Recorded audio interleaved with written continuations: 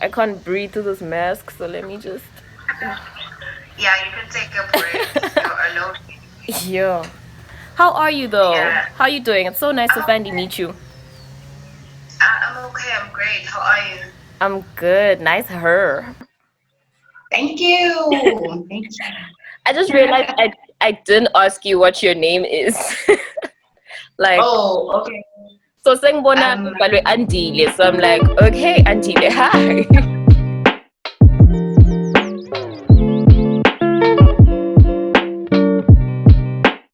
yeah, what you saw on my Twitter handle is actually my It's Nana first Telo. name. Yes. Yeah. Cause I actually asked my mom. She was like, "Who you meeting?" I'm like, "Her Twitter handle is Las Clase. So what surname is that?" And she's like, "Oh, Tsabedze." I'm like, "Got it." Yeah. That's right. It's so nice to finally meet you, babe. Just for those who don't know who you are and what you do, can you please just give us background on who you are? Okay, I'm a 23-year-old. I want to believe I'm ambitious. I want to believe I'm a people's person. Oftentimes, I'm all about how I can help someone, how I can listen to someone. I feel like the biggest gift I can ever give to someone is not anything material. It's not money, but it's probably an ear, reassurance, and some advice there and there. So, yeah, I'm a great fanatic for mental health. I never keep quiet when it's anything mental health related. I'm currently a nurse. I work at Lomahasha, and yeah, I'm just a great person, I guess. So when we were chatting on app, you mentioned how you majored in mental health. What drove you to actually Yeah. do that? Okay, so what drove me towards that is okay, at third year, you get exposed to the two specialties that are actually offered at UNISWA, for the nursing degree. You get exposed to your introduction to midwifery, you get exposed to your mental health nursing. So then you need to pick. But for me, by the time I got to third year, I actually knew I wanted to do this. I think just that uniqueness with social interactions, people's behaviors, and how people cope with different life circumstances, how people cope with diagnosis of different illnesses, how people grieve, and all that. It's something that really captured me, and really I had special interest in learning more about mental health and being a pioneer in that. Hmm. That's really amazing. And last night I was actually just binge watching a whole lot of TED talks on mental health and all of that. And I heard that it was taboo. This was a video from 2016. It's 2020 now. Is it still taboo? I think for some people it still is. It's for some people there's all that those myths and misconceptions about mental health. So it's actually a very difficult topic to actually break. There's so many barriers to the discussions, centered around mental health. Especially in our African cultures.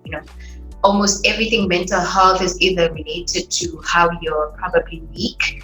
It's always related to how you've probably been a victim of witchcraft and all that. So it's really difficult to bring in that psychosocial explanation, or rather some bit of science to how mental illness, comes about. So it's still a very difficult topic. Everyone is really afraid to tap into that area because so many people still believe that, what, let's just leave it the way it is. Everyone believes that, what, I'll cope with whatever I'm struggling with, in my bedroom. If I talk about it, I'll be interpreted as weak or anything of that. Yeah. Which is it's really crazy. It is. It is. And it really makes it a very, what would I say? I'd say it's a field that somehow is neglected in one way or the other. People tend to focus so much on the physical aspect of every individual, yet what we see on the outside is just the cover. The real person are the emotions, are the thoughts. It's how the person thinks, how the person feels, how the person makes certain decisions. That's the real person that we actually should focus on. So yeah, it's really underlooked, the importance of mental health is underlooked from time and again. But I think people in the field, or most professionals in the field, are taking great strides towards that. And I think it's going to take us a while, but I believe that one step is a step in the right direction. Because we've been having the conversation about mental health for like the longest time. Okay, not the longest, maybe the past 5 years in black communities, it has been a conversation. But to have it still be something that's not spoken of, especially in black families, especially here in Swaziland where you have the notion ya tibi tendlu. How do you then deal with that with someone who's been raised in tibi tendlu? Have you ever encountered that? I have actually, and most of the time, not only are women the victims of that, men are victims of that, especially because I think the whole concept of dividend centers around that certain issues should actually stay in the home, right? Certain problems we can't just tell anyone, we can't just open up to anybody else outside the home about the struggles of the home. So that actually encapsulates issues of your violence, issues of financial struggles in the home, there's domestic violence, there's difficulties growing up, economic constraints that actually have that negative impact on the mental health of the entire family. Which is, it's really sad. And I want to go back to the thing about men also suffering the whole DB Dentry thing, but we'll come back to that.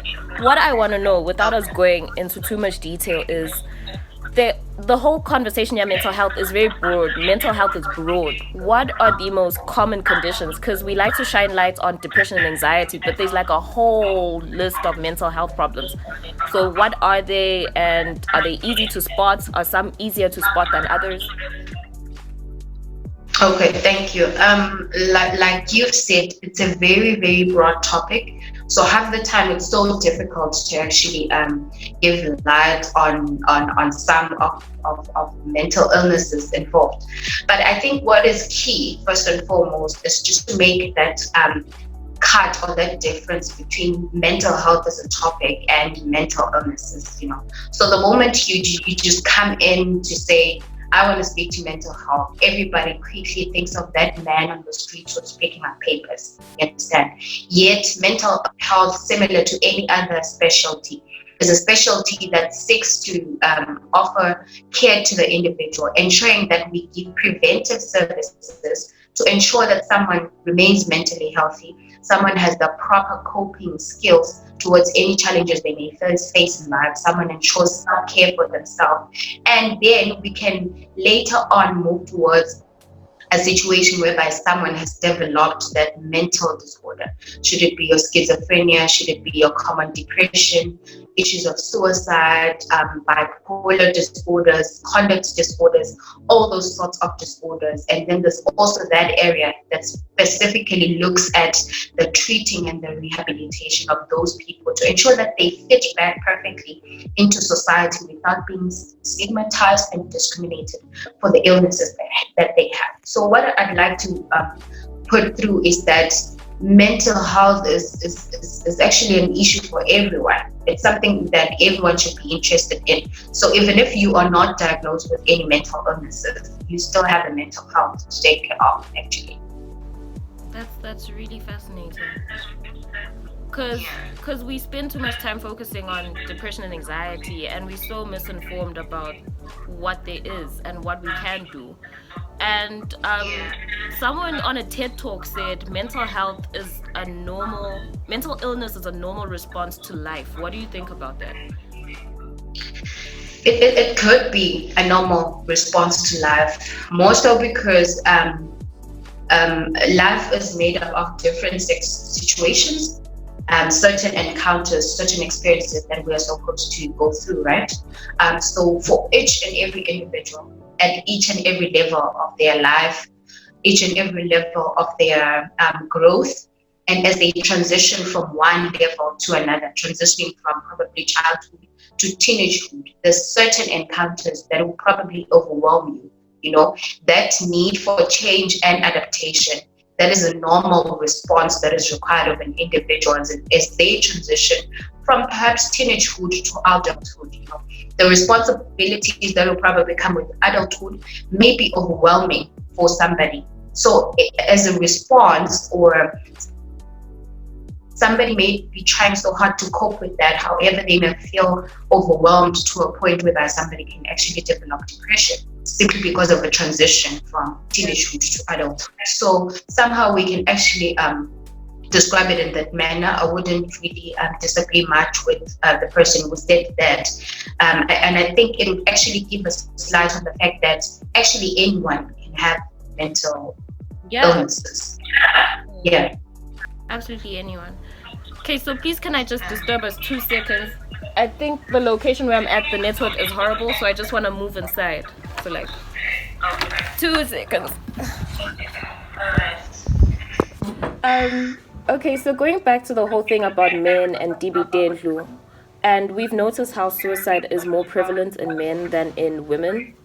Why is that? Is it because men don't have the right avenues to communicate? They don't have the right channels? Is it the whole thing that we don't raise them to be emotionally? I don't know. What is it? Like, what are we ignoring about their mental health that we should be focusing on? Okay. Suicide being more prevalent in men. So here's what I think I've personally observed. I think it's a personal observation. I'm not saying it is the situation on the ground.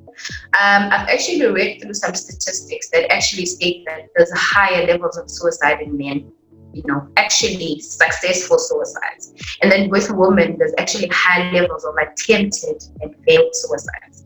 I think that one is clear. It says that with men, when they attempt suicide, they actually do it with the most lethal way. So they make sure that I'm definitely going to end my life with this one. And then with women, they try, and you find that half the time it fails. The reason why, I think it's because women are, half the time, women can say so much. Women can articulate so much about how they feel. They can actually express so many of their feelings. So it means with women, most often someone will suffer something for a very long time before they actually feel, this thing overwhelms. And then with men, on the other hand, because they are not so familiar with the topic of seeking comfort, seeking advice, having an outlet of emotions and certain feelings. They are not so familiar, they are not so comfortable with the topic. I think generally because of their nature, generally also because of their societal expectations, the connotation that comes with being a man. Definitely. You've got to be strong, you have to act like you've got it all under control. Certain expectations, financially especially, so those are all the things that overwhelm men to a point whereby when they get to the point whereby they feel overwhelmed and they feel they've actually reached the brim with certain things, they'll just make sure that their attempt at suicide is one that will actually take away their lives. So I think that's the biggest difference between men and women. I think women have that space whereby they can talk oftentimes, and men hardly have that. So I think, and yet with mental problems and psychological issues, the biggest therapy, the biggest pill is talk therapy. So with someone who cannot do that, then really succumbing is something that's right around the corner. And I wanted to ask you that it's great that you mentioned talk therapy. What forms of coping are there? Forms of treatment are available, especially in our context, Lagangwan? Like, what do we have? Okay, like I mentioned, the biggest one is your therapy, your talk therapy, maybe counseling, which comes in the form of giving support and reassurance as well throughout that healing process. So counseling is there.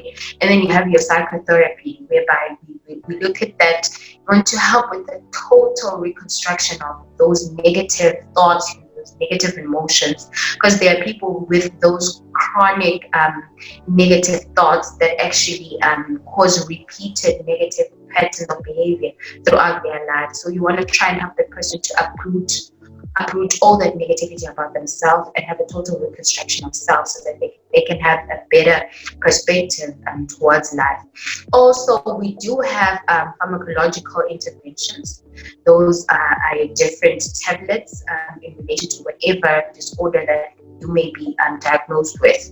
Should it be your antidepressants, your anti-anxiety pills, your antipsychotics, depending on whatever that you're actually going through at that point in time. But then again, I still believe with mental health, the base is that we should not easily medicalize everything. It is so much of a social issue than it is an issue that can be fixed with medical intervention. So it's simply something that's so psychosocial. So you just need someone who's going to give you time and ear, support, reassure you, and just be there to listen to you. Is it possible to be mental illness free after the treatment, after everything? Is it possible to resume a normal life eventually?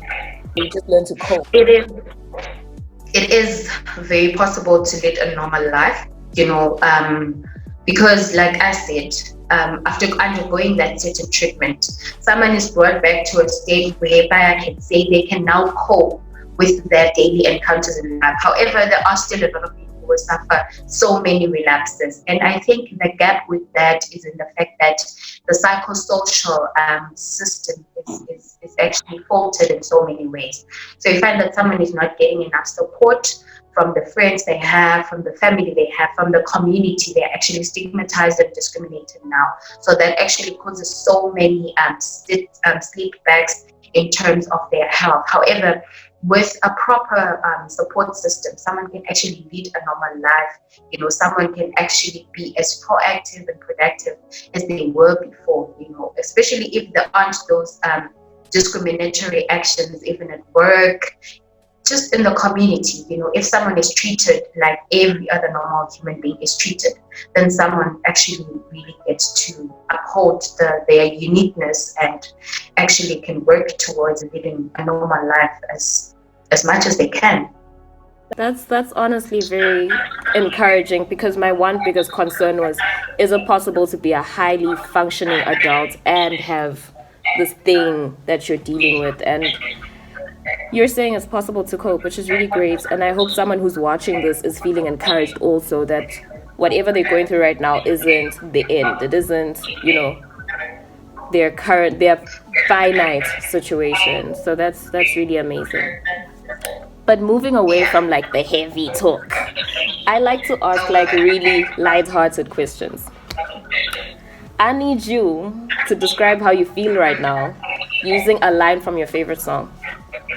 I should just mention a line from my favorite song. You could sing it so we know if you can sing or not.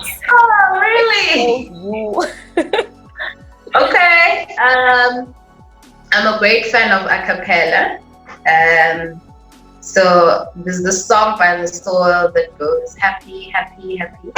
So I don't know if you know it, but I don't think my voice is so good. So I'm gonna try. It just goes like happy, happy, happy. You make me feel happy, happy, happy, happy, happy. You make me feel happy. So yeah, one thing that really makes me happy is mental health. And speaking about mental health really makes me happy. that's amazing. I think you're pursuing your purpose, if we're being honest. If it makes you happy, it's definitely your purpose, babes. Yeah, thank you so much. It really does. That's really great. Thank you so much for your time, Shame. Any words of encouragement to anyone right now who's kind of in limbo with the pandemic and everything? Like, how can they cope better with how they're feeling? Stuff that they can do to lift their mood? Like, any kind words or tips you could give us?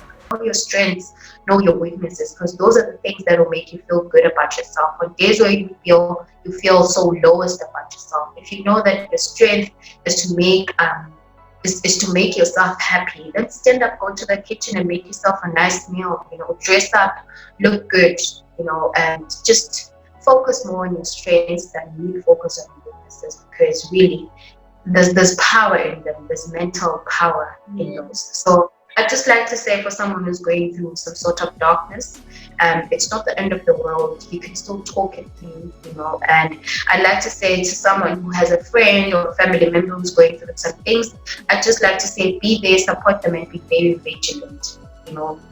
they can easily cover up the things they go through. But if you're there and you're trying your best to strike that balance between supporting them and giving them that space to go through whatever they are going through, then definitely one day they'll come back to you and say, thank you for being there. Thank you so much, babe. Before I sign you off, you mentioned having a section in the paper. Please give us the name of your column so that people can check it out. Okay, I have a column on the Saturday Observer on alternate weekends. Every Saturday, I have an article, 4-page article on mental health on various topics. So you can actually read through those.